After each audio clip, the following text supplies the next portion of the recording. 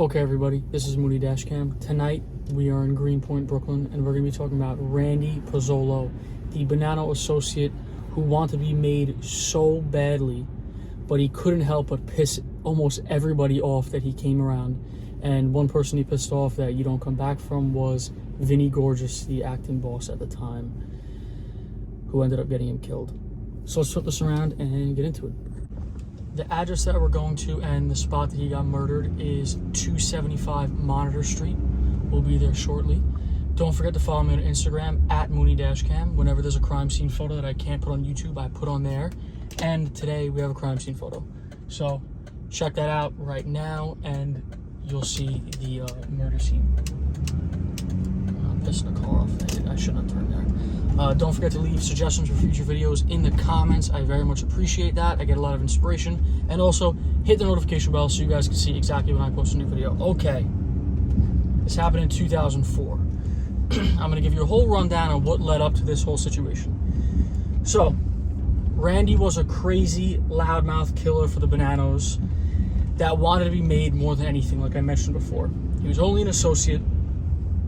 And Vinny Basciano, I don't exactly know how to pronounce his last name there, but he was the acting boss at the time. And even at one point, he proposed for Randy to become maid.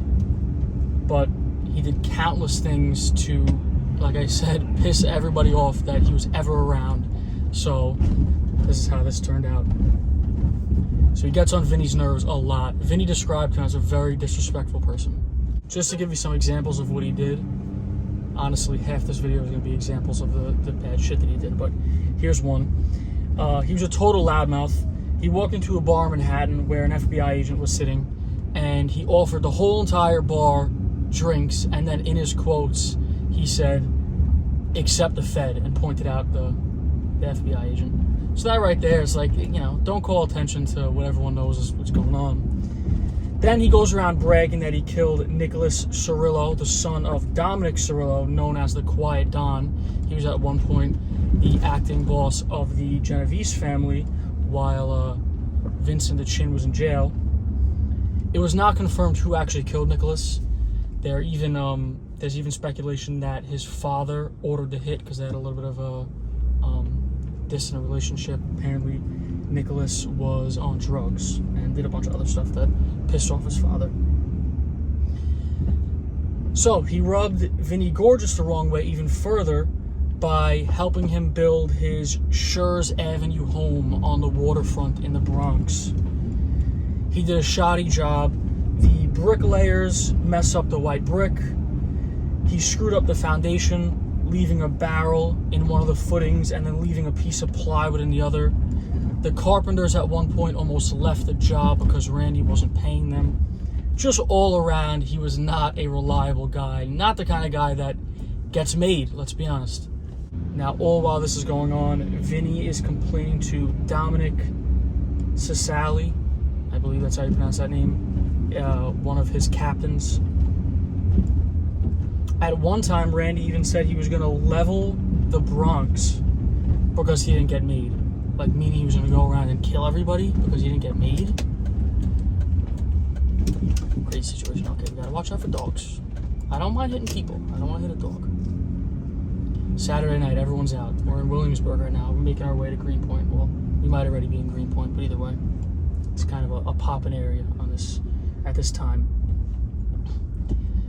So, even more examples. He shot his friend in the back of both of his knees outside of a cafe in Queens. I assume over a small argument. I mean, it was his friend. Who does that? Obviously this guy. I mean, the stories go on and on and on. It's insane. He drunkenly bragged in a bar that he was the only real killer in the Banana family. That was like the last straw. When I got around that he said that was it. It was pretty much set in stone that he was dead. Now, Dominic, the captain, even tried to warn Randy and told him to move to Florida. Of course, Randy does not listen. He sticks around, still doing stupid shit in the street, like he always does, as we know. So Vinny hears about this, and he says, in quotes, "That's it, this kid's going." Then Vinny gets arrested for racketeering and murder, so he goes to prison. I believe he gets a life sentence for that. But the order was already put out, and his successor, Mikey Knows, the street boss, since Vinny was away, he kept good on the order, and he told Dominic, the captain, to carry it out. So, Dominic puts a crew together to carry out the hit on November 30th, 2004. That's when it was planned for. That same day that he plans for this hit to go down, he gets courtside seats at a Nets game, which is pretty much a perfect alibi because he would be on television sitting at the Nets game. I mean, there's no more concrete proof than that, right? Now, Randy's daughter said that her dad knew that he was going to get killed. He said to her, in quotes, "Your father is checking out soon." And that was a week before he got killed. He even took out $1 million life insurance policy on himself, which turns out the day that he was killed was the day he was supposed to sign the papers for the life insurance policy. So that never fully went through. So he knew what he was getting into. I don't know if this is like a Sonny Black situation where I'm such a gangster, I'm gonna take my murder. But I don't know. If he knew he was gonna get killed, I guess they do it in a way where you're not gonna expect it. Obviously, they had his friend do it, like they always do. Alright, we're a minute away from the spot now. This is a very industrial area, and even back in 2004, it was even more out there. Like, this was a very desolate spot. Now it's a little bit built up, you know, even like the industrial stuff looks nice. Like, that's a waste management plant on the top left there. That's where all the sewage goes, and it's lit up purple, all nice like a disco. All right, we're making a right here shortly onto where we're going. So Randy is told to meet Anthony Ace Aiello, a soldier, on this block right here. Now, it was a little bit difficult to find exactly where this hit went down because things have changed. This big blue building on the right and this big building on the left were not here. These were parking lots at that time. So the picture I'm going to show you of the murder, that'll be heavily censored on here, not on Instagram. He's next to a fence, but now it's going to be this big concrete wall on the right. So he's told to meet the guy. Randy's waiting in the dark, in the rain, and he sees headlights pull up behind him, about 25 feet behind. He's outside smoking a cigarette at the time, and he walks over to Ace right when Ace gets out of his car. All right. There's a movie situation thing going on here. And if you can see on this garbage, I'll get out and show you this dumpster in a second, but let's pull up right here.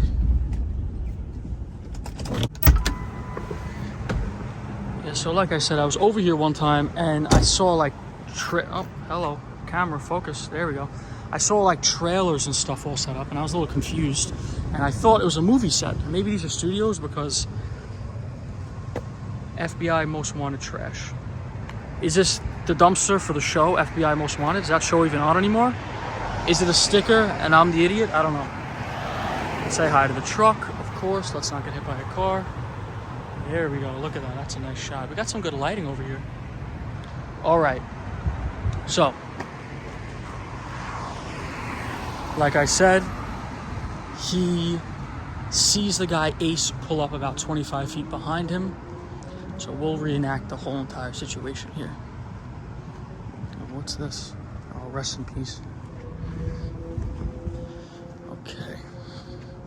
Now you could tell even now, this is like a desolate, weird spot. You could understand why you would meet here and kill somebody here.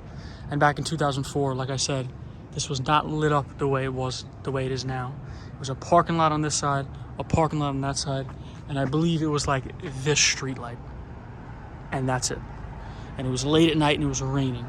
So, we could imagine, we'll put the scene together. You can imagine Randy is sitting right about here in his car. These buildings were here at that time. These white buildings with the come to a point at the top. And this was here too. And they just built this monster. So, he's parked over here, sees headlights in his rearview mirror, and walks back to them about 25 feet.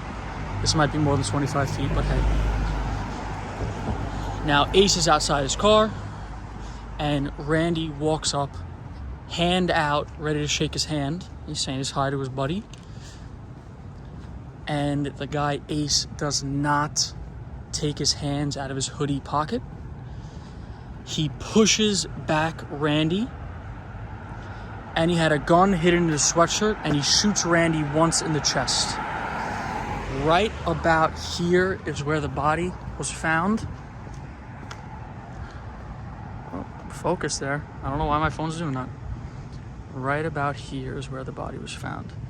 The shot we'll see is like from here.